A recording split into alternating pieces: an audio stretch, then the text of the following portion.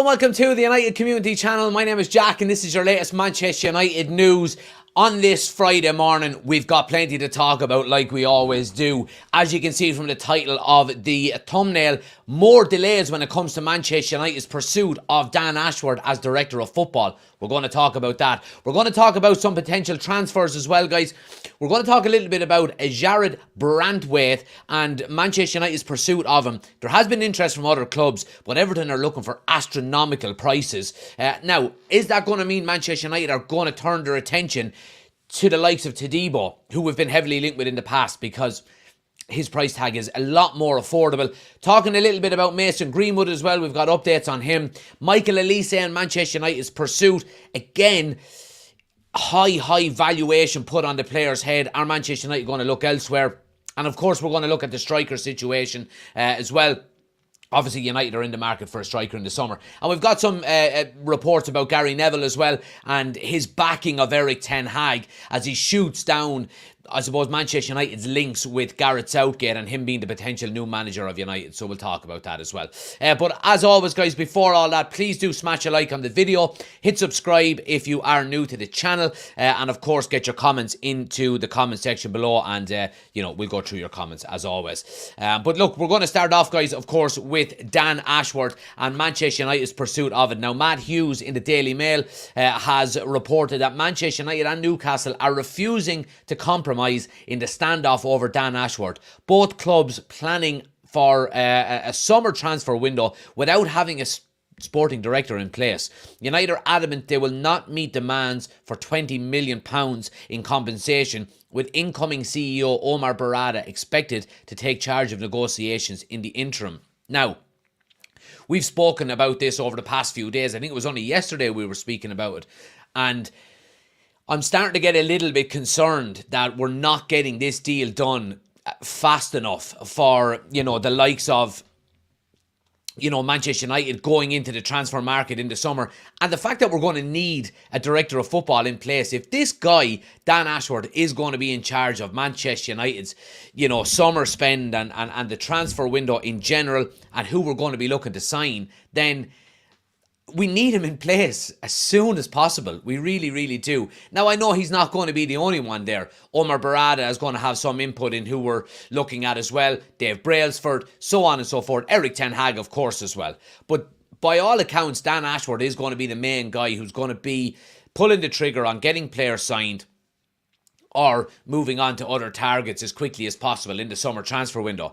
What I worry about here more than anything else, and we've seen it over the past few years with United, and there's different reasons for it, but I think the same thing can happen again, is that we drag our heels when it comes to signing players in this summer transfer window, and that then means that we panic buy when it comes to the end, later in the summer, when, other teams and clubs have got their business done nice and early. We're left with the scraps, or we overpay for players who haven't already made a move. That's what I'm concerned with. Now, I don't think that would happen for the same reasons as it happened in the past. I think in the past we've just been very, very poor at negotiating. We've overpaid for players. We've the Frankie de Jong situation, for example. We've pursued players for far too long in the transfer window who didn't want to really come to Manchester United at the time. So, it's all about being proactive in the summer transfer window. And, if you're pursuing a player and he doesn't want to sign, let's say it was De Jong that we were going for in the summer again, just hypothetically. If we're going in for him in June, by the end of June, if he doesn't give us any inkling that he wants to sign for the club, then we have to go, right, let's move on. And I think if we don't get the likes of Dan Ashworth in as quickly as possible, then I think we could see a similar situation, because we don't have him in place to actually negotiate, to be the main man and to get the business that we need done. So it is a concern. Now, when you do get into the crux of everything, you would kind of say to yourself, well, why are Newcastle delaying this there? This is all down to Newcastle and wanting compensation to sign Dan Ashworth, for United to sign Dan Ashworth. And that's completely understandable. I completely understand that. It's a business at the end of the day. We're taking their director of football, and one of the best directors of football in the world, by the way. So they are well within their rights to, to look for compensation. Now, I think they're shooting themselves in the foot here as well, because they are without a director of football at the moment as well. Technically, Dan Ashworth is still an employee of Newcastle until his gardening leave has been finished. Now, we do know that gardening leave can pretty much end if Manchester United can agree a fee with Newcastle. So, not only are we missing out on a director of football, but Newcastle are also missing out. And it's not because of us, it's because of them. We want this to be done. Now, I do think 20 million is a ludicrous offer, or a ludicrous deal and figure that Newcastle are demanding for us to get Dan Ashworth. However, when you think about 20 million, if we look at this as a transfer, for example, in the transfer market, if Newcastle are looking for 20 million for Dan Ashworth, if we compare that to a transfer fee for a player, it's absolute pennies. It's absolute pennies. It really, really is. And the benefits of having Dan Ashworth with his legs under the table, getting to work at Manchester United as quickly as possible, could potentially save us 2-3 times that amount in the summer transfer window. So while 20 million seems a bit extortionate that Newcastle are looking for Manchester United to get Dan Ashworth off of them, I think if you look at the bigger scheme, I think 20 million is not an awful lot to be getting someone like him in working at United as quick as possible. Because we say, and we've mentioned on numerous occasions, the quicker he gets in, the better we can attack that summer transfer window. Because we're going to get left behind again. We can see other teams and other clubs are already working, and I'm sure United are working in the background on potential signings. And, we've talked about a lot of, potential players that could, sign for Manchester United in the summer, and United are pursuing. However, Dan Ashworth gets the director of football supposedly is going to get the final say. So the quicker we get him in, the better. 20 million might sound like an awful lot for a director of football, but if you zoom out a little bit, 20 million might, be a bargain at the end of the day if he can save us 60, 70 million in the summer transfer window over 3 or 4 players. So I think that's the benefit of having him in. So look, I mean, what are we now? We're nearly in April. So I would like to see Dan Ashworth in place before May. I think it has to be before May. The summer transfer window starts in June, and I mean, a month to prepare is still not ideal. Ideally, we would like to see Omar Barada, Dan Ashworth, Dave Brailsford, Eric Ten Hag, meeting every 2 weeks from the end of January. Once the January transfer window ends, identifying players. Who do we want to sign? What way do we want to play? I think that's what we should be doing. And I think the longer it drags on, the less prepared we're going to be for the summer transfer window. Now, I do think we've got a great opportunity to go out and do really well in it. But I think if we don't have a good summer transfer window, I think it could easily be put down to this and how it's dragged on and how we haven't got the director of football over the line as quickly as we possibly could. And I think that's a big concern. But look, let's see what happens, guys, over the coming weeks. I want to move it on and talk a little bit about transfers as well. Now, we spoke yesterday about Jarrad Branthwaite, and obviously Manchester United are pursuing him and looking at him as a potential signing in the summer. There are other teams that are interested in him as well. Real Madrid are keen on him, and there's a number of English teams as well, Newcastle and Man City. We'll go through this and see what you guys think. Get your comments in below as always. Jack Talbot, who writes for The Times, has been saying that Manchester United are going all in for Jarrad Branthwaite ahead of the summer transfer window, but City and Newcastle have also emerged as contenders to sign him. Everton will ask for £75 million for Jarrad Branthwaite this summer, though there is an idea that an initial £65 million will be enough for Manchester United as add-ons make up the rest of Everton's valuation. Real Madrid are also keen on him. Now, £75 million for a player who I think is probably a bit harsh to say, is in a relegation battle at the moment, because I think the main reason why Everton are in a relegation battle is because of their points deduction. They would be mid-table other than that.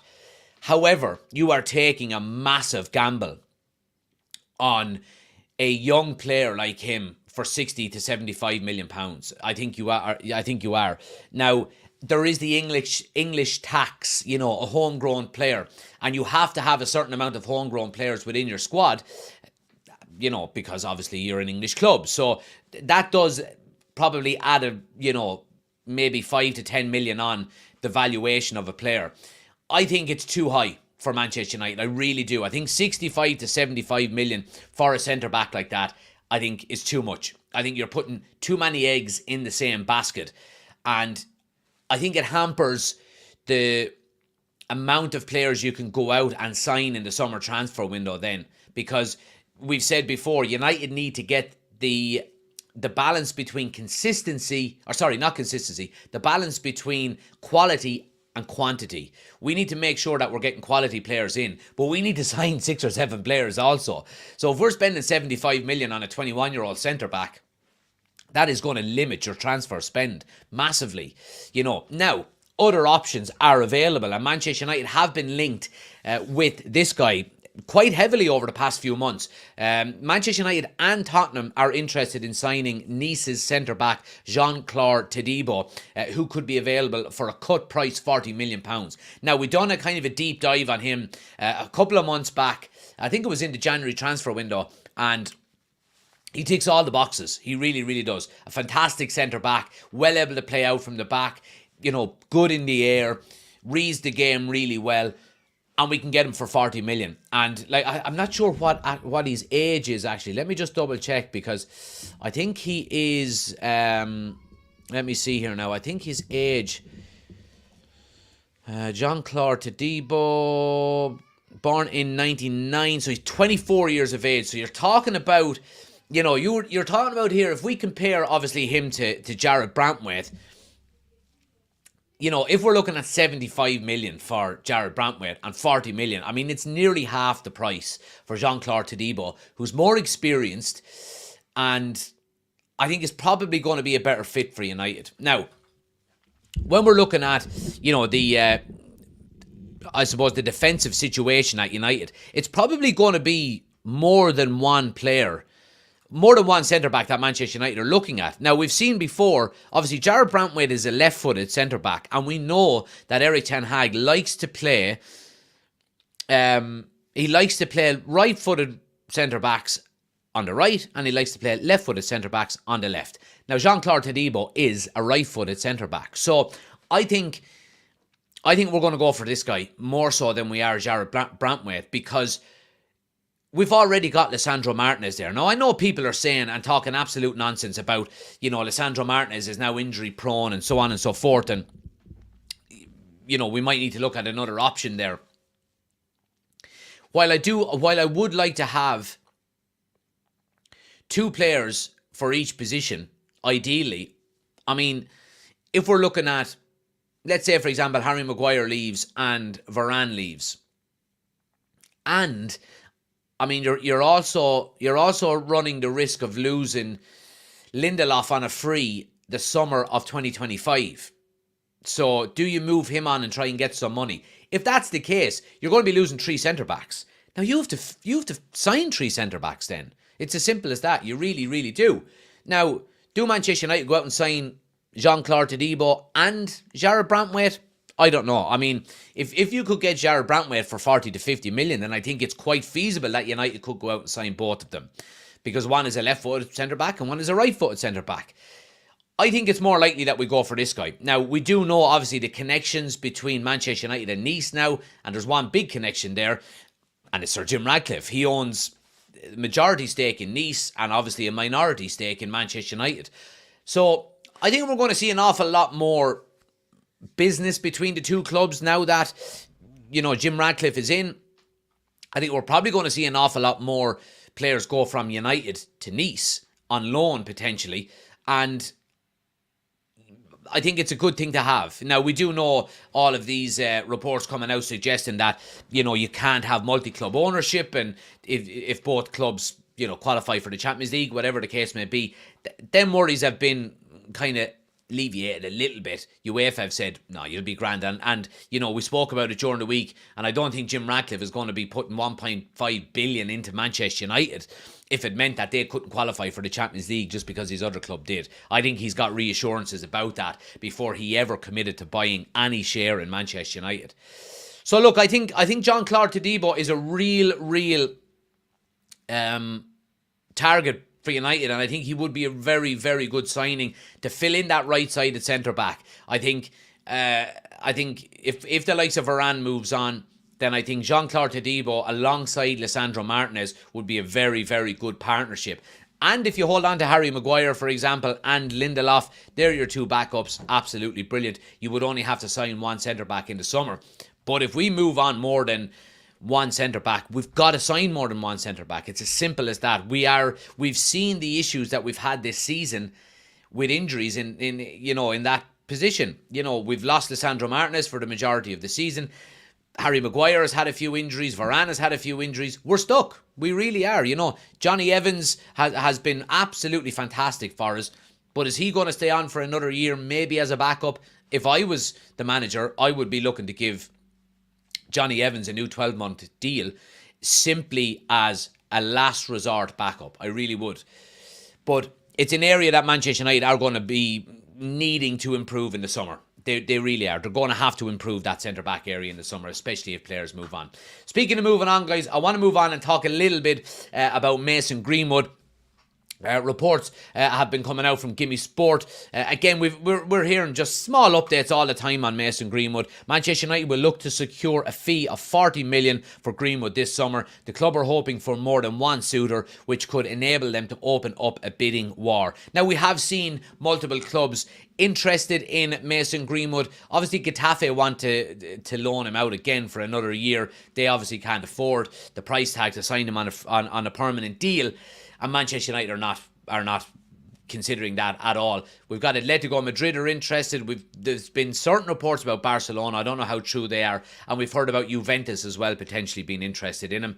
So, I mean, look, the more clubs that are interested in Mason Greenwood, the better. Because it just means that we can go out and look for a higher fee. And I think if we can do that, then absolutely fantastic. Again, look, I'm under no, I suppose, illusions that Mason Greenwood will be gone this summer. I think he has even come out himself and said that he doesn't want to come back. Now, there has been reports suggesting that there are English teams interested in him as well. I don't know if that would be the right idea. I don't care about any other club and what they do, but for Mason Greenwood specifically, I would stay away from England. I really, really would. There would be just too much criticism, too much scrutiny, and I mean, it's a terrible shame. I would have loved nothing more for this not to have happened and Mason Greenwood to be, playing on that right-hand side for Manchester United and banging in goals, because he's an unbelievable talent. But again, like I've said on multiple occasions, morals are more important than Premier League goals.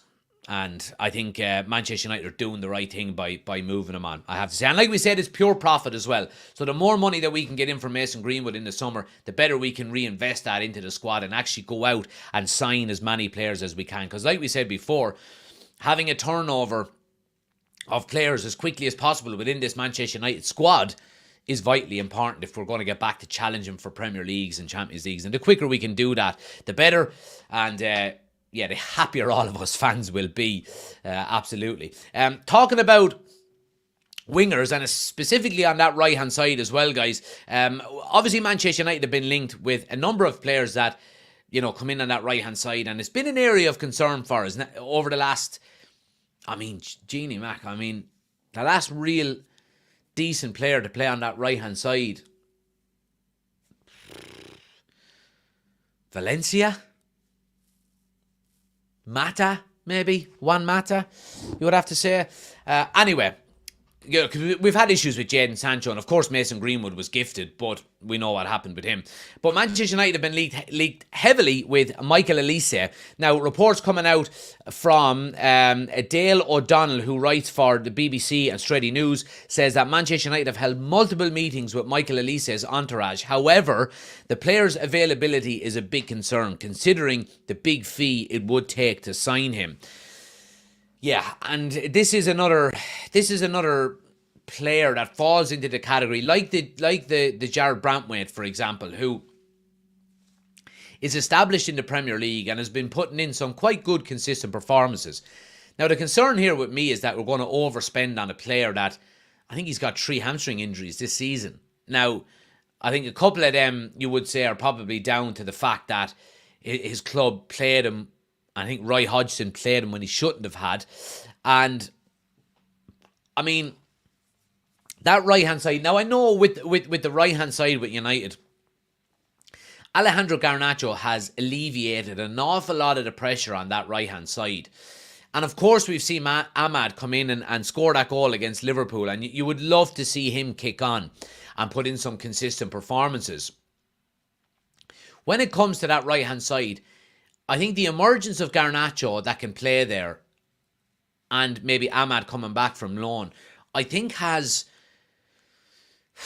maybe softened the worry about maybe reinforcing that position in the summer transfer window.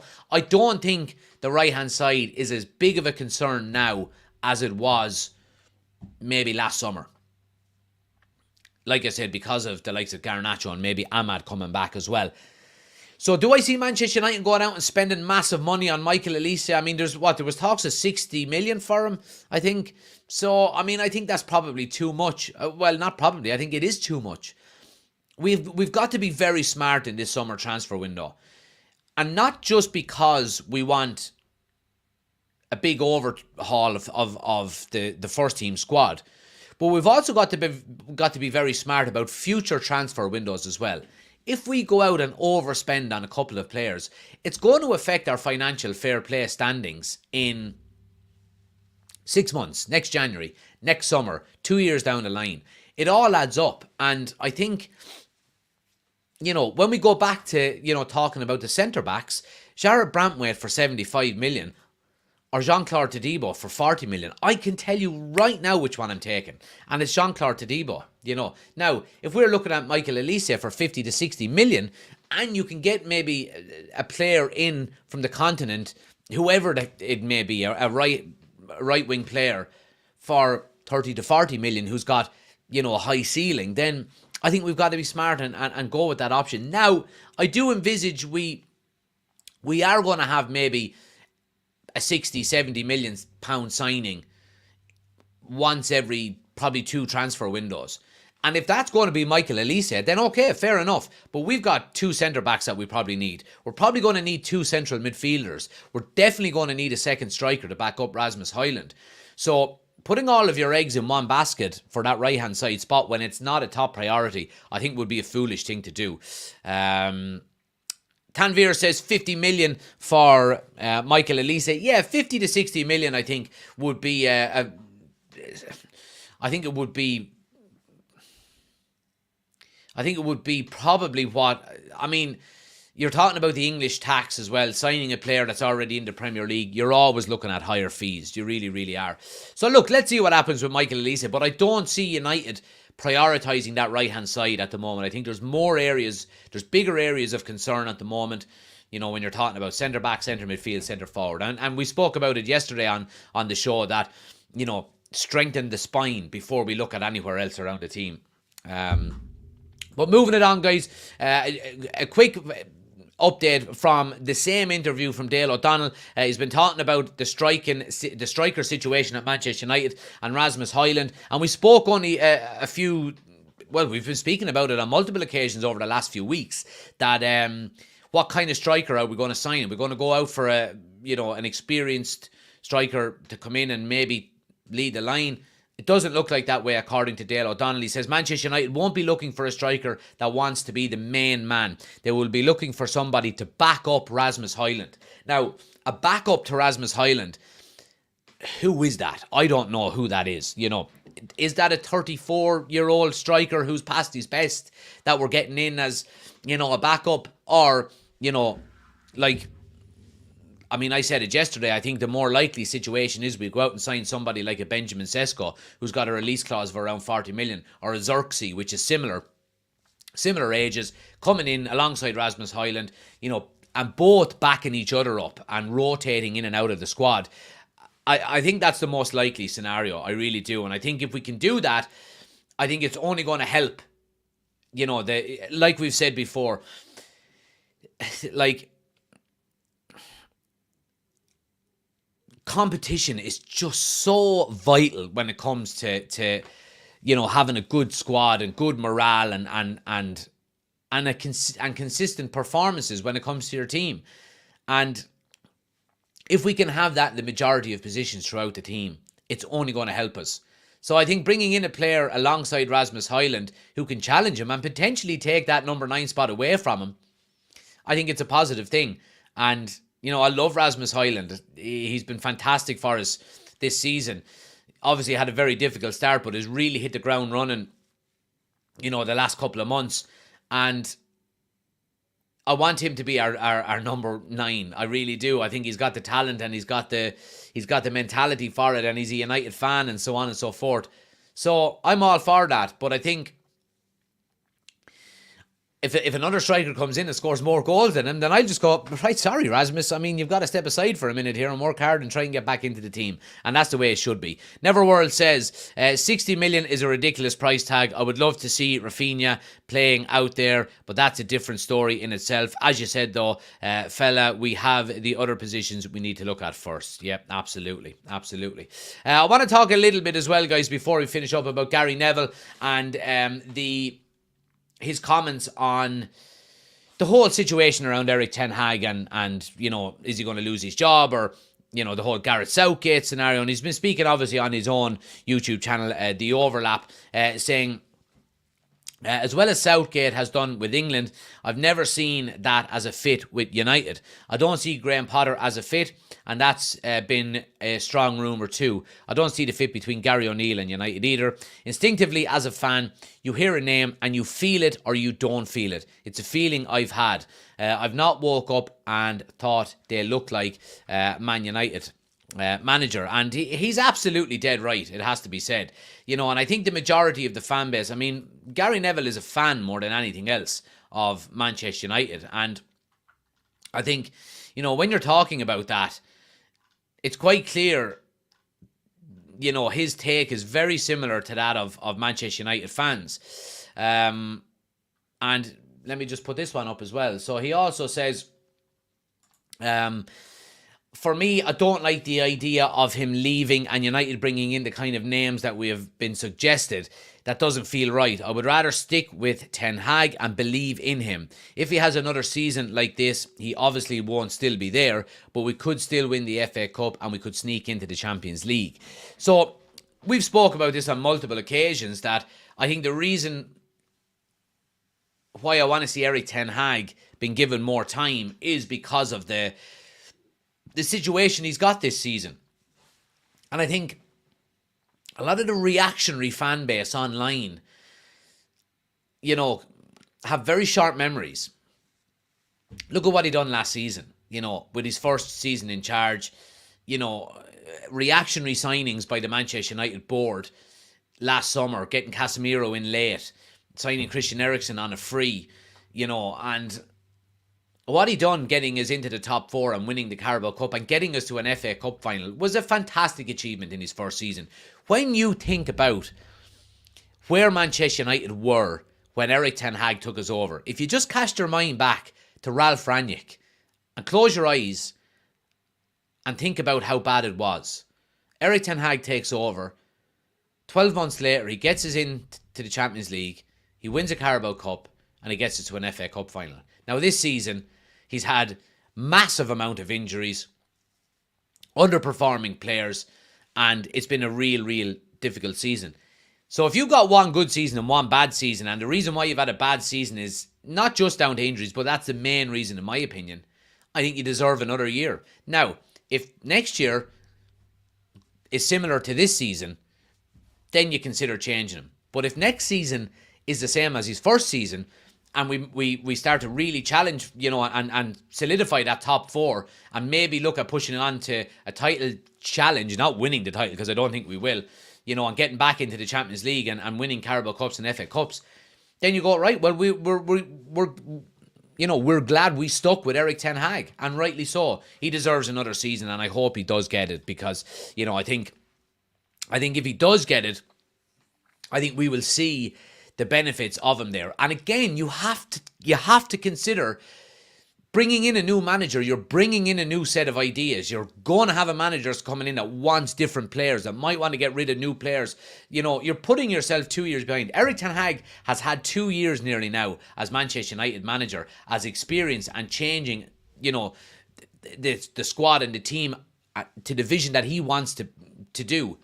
Let him have it and give him some time. We've seen it bear fruit with Man City, with Liverpool, and now with Arsenal, with Arteta. It bears fruit. If you've got a clear game plan and you've got a good manager, which Erik ten Hag is, who sets good standards, it will bear fruit eventually.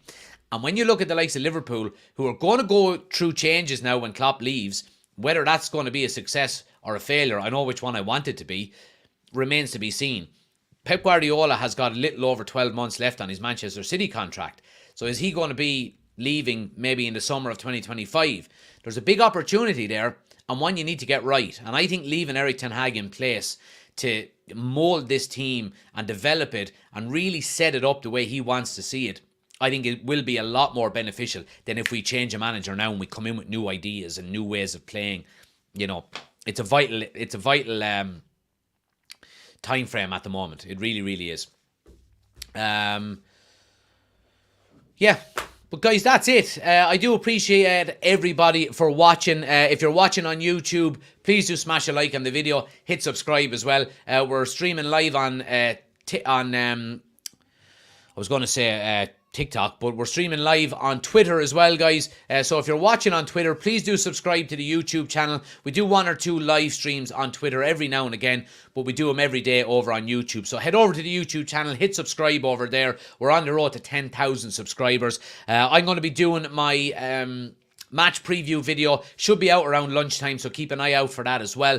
And of course, we'll be back tonight then from 8 o'clock for the news show, so keep an eye out for that as well. If you're new to the YouTube channel, guys, and you've hit subscribe, turn on notifications as well, and you'll get notified anytime we go live. But thanks for watching. I'll chat to you this evening. Have a good day. Take it easy.